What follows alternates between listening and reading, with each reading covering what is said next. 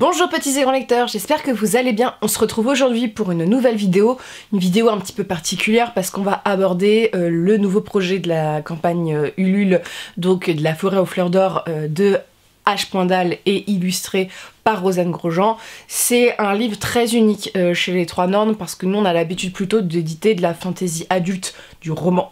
Aujourd'hui on vous présente une gamme qui sera plus tournée vers l'illustration, le conte et qui sera accessible pour tout public parce que vous nous en avez fait la demande et on écoute notre lectorat aussi.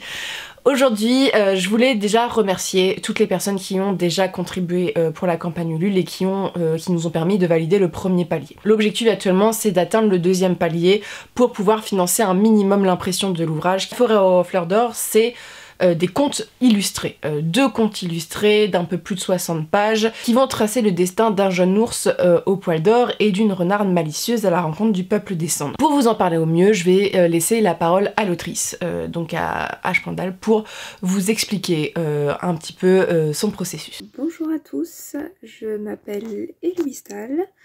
Je suis l'autrice de La forêt aux fleurs d'or. Je voudrais en premier lieu vous remercier tous et toutes pour votre participation à la campagne Ulule. Vous avez participé ou si vous vous êtes intéressé, si vous vous êtes renseigné sur ce projet, merci beaucoup. Donc pour vous présenter un petit peu de quoi il s'agit, donc La forêt aux fleurs d'or est un rassemblement de deux contes qui se passe dans une forêt qui est un petit peu magique et qui, pour le premier conte, donc parle d'une renarde qui est vraiment très fière de sa belle fourrure toute blanche et immaculée et à qui il va arriver des petites histoires parce que elle va un petit peu chercher les ennuis pour la facilité. Je vous en dis pas plus pour l'instant. Et ensuite, donc d'un petit ourson qui un jour va se retrouver à avoir des poils qui lui poussent sur le corps et qui sont tout dorés.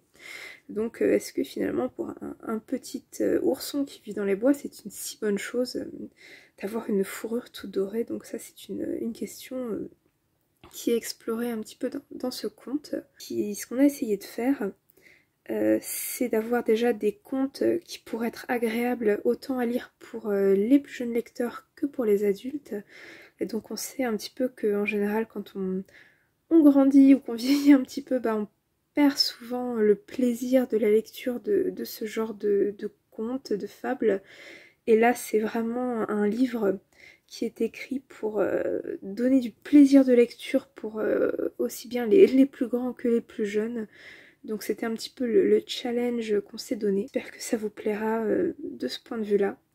Et aussi on s'est questionné donc sur la morale des histoires. Donc plutôt d'avoir vraiment une morale autour du bien et du mal en fait.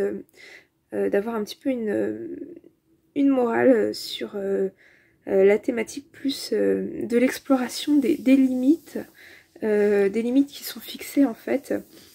Plus que de vraiment savoir si on fait les choses parce que c'est bien, parce que c'est mal, et aussi des limites entre le monde sauvage et le monde civilisé, donc un petit peu le nôtre en fait. Des jeunes animaux, voire des bébés animaux, entre guillemets, qui découvrent un petit peu les raisons pour lesquelles les règles existent, et finalement aussi qui se posent la question, finalement, est-ce que respecter les règles, ça a tant d'intérêt que ça? Donc après, on vous laissera lire et découvrir les réponses à ces questions dans le livre, donc si vous en avez envie, bien sûr. Et donc je vous invite à la lecture.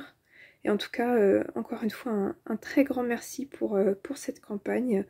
C'est un projet qui n'aurait pas vu le jour sans votre aide et sans votre participation, donc une bonne lecture. Ce projet, il a un peu une double facette, je dirais même pratiquement une triple facette, parce qu'au-delà du travail de l'autrice, nous avons le travail de deux illustrateurs, donc avec un illustrateur principal qui est Rosanne Grosjean. C'est une illustratrice qui est plutôt spécialisée dans tout ce qui est aquarelle, ce qui m'a complètement charmée, et notamment elle prend surtout pour personnages principaux des animaux.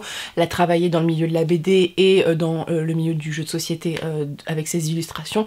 Et aujourd'hui, elle nous fait le plaisir et l'honneur de travailler sur La forêt aux fleurs d'or avec cette magnifique couverture voilà, que j'adore.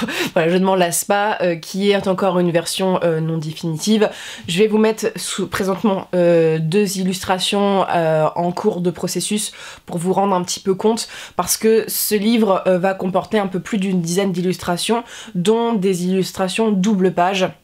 C'est vraiment vu comme un bel objet, voilà, qui, comme toutes les publications des Trois Nornes, est fait en France et non distribué sur Amazon. Et la deuxième personne qui va travailler sur les illustrations, c'est donc Guillaume Basselet, qui est un illustrateur qui a déjà travaillé sur plusieurs de nos textes, qui est maintenant un peu notre illustrateur officiel des titres de nos ouvrages, parce que le titre c'est aussi important que la couverture, et qui fera aussi une illustration intérieure qui concernera un peu des motifs que vous retrouverez dans le roman pour un petit peu égayer tout ça. Il est plutôt spécialisé lui dans tout ce qui est logo, il accompagne des projets depuis une dizaine d'années, et en plus il est normand. Et ces 3 acteurs vont conduire à créer un magnifique ouvrage qui a pour particularité dans la littérature jeunesse d'être fabriqué en France et non distribué sur Amazon. Ça c'est toujours nos engagements principaux sur les Trois Nornes et ça ne changera jamais, ce qui induit des coûts de production extrêmement élevés parce que la littérature jeunesse beau livre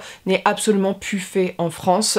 J'ai parcouru nombre de livres et déjà il y a assez peu d'imprimeurs qui font ce genre d'ouvrage, et surtout ce sont des coûts qui sont bien plus élevés que habituellement. On va être sur un ouvrage qui va être relié, donc pas broché comme d'habitude, donc on est vraiment sur une couverture, sur quelque chose qui serait plus apparenté au beau livre, avec de l'illustration en couleur, donc forcément ça a des impact sur du beau papier. Je suis actuellement en train de le choisir. Ça conduit au fait que la campagne Ulule, plus on pourra accéder à des hauts financements, plus ça nous desserrera un peu la gorge au niveau de l'apport qu'on doit apporter à ce projet, qui me tient personnellement à cœur, parce que ça a été un challenge personnel d'éditer quelque chose dans laquelle j'ai pas du tout l'habitude, c'est la première fois que je fais ça, d'éditer aussi un ouvrage qui est destiné à tout public. C'est un ouvrage qui est autant destiné à un lectorat qui va écouter ces histoires en lecture du soir, voilà, en montrant les images, qu'à un lectorat vers les 8 ans qui est apte à lire. Et on est sur un ouvrage qui permet de développer le vocabulaire des jeunes, et donc il y a pas mal de définitions qui seront disponibles pour avoir quelque chose qui correspond un petit peu à chaque lecteur. En ce qui concerne le financement, alors on est toujours sur une campagne d'aide au financement, on est sur une campagne qui prend un petit peu le même genre de goodies qu'on retrouve précédemment dans nos anciennes campagnes. On a des produits physiques, on a le livre, alors qui ne sera pas disponible en livre numérique parce que c'est vu comme un beau livre, et c'est aussi un moyen pour nous de protéger les illustrations.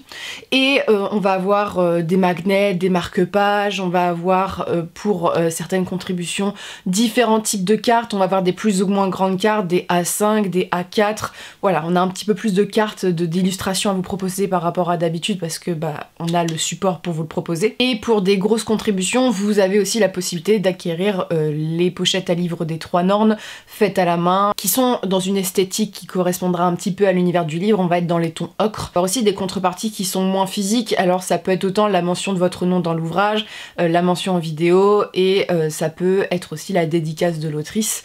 Et concernant le financement, on a déjà validé le premier palier, je vous en remercie énormément parce que c'était le palier qui nécessitait la validation de la campagne, et notre objectif ici c'est d'atteindre les 200%, donc au minimum si c'est possible, donc atteindre plutôt les 10 000 euros qui serviront au financement d'une partie de l'impression.